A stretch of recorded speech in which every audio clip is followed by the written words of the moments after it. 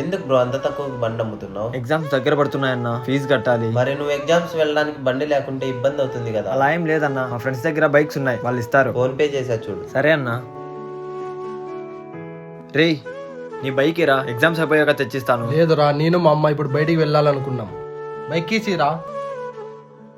సరే త్వరగా రా.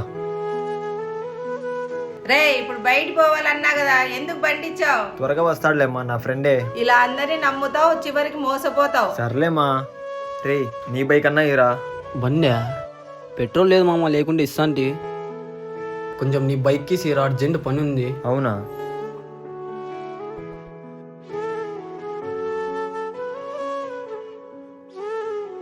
రే పెట్రోల్ ఫుల్ ట్యాంక్ వేయించాను, నువ్వు వెళ్ళి రాపో. సరేరా.